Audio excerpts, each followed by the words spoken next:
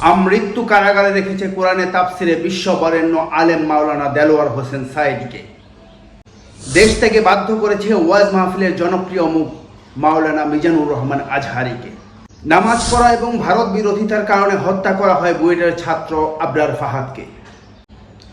2013 সালে মতিঝিলের শাপলা চত্বরে হেফাজতের সমাবেশে গুম এবং হত্যা করা হয় শত শত মাদ্রাসার ছাত্র এবং শিক্ষককে। বিশ্ববিদ্যালয়ের সেকুলার শিক্ষকরা ক্রমাগত হেনস্থা করে গিয়েছে হিজাব পরিহিতা ছাত্রীদেরকে।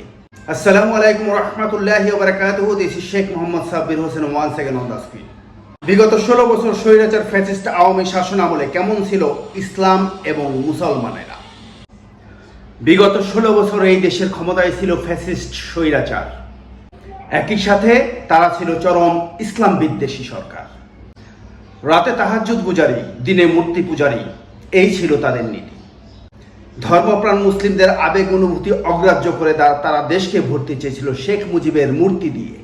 ভারতের বিপক্ষে কথা বললে তারা ট্যাগ দিত জামাত শিবির বলে। নামাজ পড়লে এবং দাড়ি টুপি থাকলে তারা ট্যাগ দিত জঙ্গি বলে। সমকামিতা প্রসারে তারা কারিকুলামে ঢুকিয়েছে রূপান্তরকামিতার গল্প। ধর্ম বইয়ে ঢুকিয়েছে মূর্তির ছবি। কোমলমতি শিশুদের হাতে স্যানিটারি প্যাড তুলে দিয়ে এবং ছেলেমেয়ের বন্ধুত্বকে প্রমোট করে তারা শিখিয়েছে বেহায়াপনা। ওয়াজ মাহফিলে কোরআন সুন্নাহর আলোকে আলেম ওলামাদের বয়ানে বাধা সৃষ্টি করেছে পুলিশ কিংবা স্থানীয় নেতা। মিথ্যা মামলার ফরমাইশি রায়ে ফাঁসি দেওয়া হয়েছে বেশ কিছু ধার্মিক রাজনীতিবিদকে। আমৃত্যু কারাগারে রেখেছে কোরআনে তাফসিরে বিশ্ববরেণ্য আলেম মাওলানা দেলোয়ার হোসেন সাঈদকে। দেশ থেকে বাধ্য করেছে ওয়াজ মাহফিলের জনপ্রিয় মুখ মাওলানা মিজানুর রহমান আজহারিকে। অপহরণ করেছিল তরুণ ইসলামিক বক্তা আবু তোহা মোহাম্মদ আদনানকে। কারাগারে পড়েছিল মাহফিলের জনপ্রিয় বক্তা শায়খ মামুনুল হক, মাওলানা আমির হামজা, মাওলানা রফিকুল ইসলাম মাদানী, শায়খ মাহমুদুল হাসান গুনভি, মুফতি জসিমউদ্দিন রহমানী, মুফতি হারুন ইজহার সহ অসংখ্য উলামায়ে কেরামকে। নামাজ পড়া এবং ভারত বিরোধিতার কারণে হত্যা করা হয় বুয়েটের ছাত্র আবরার ফাহাদকে। 2013 সালে মতিঝিলের শাপলা চত্বরে হেফাজতের সমাবেশে গুম এবং হত্যা করা হয় শত শত মাদ্রাসার ছাত্র এবং শিক্ষককে।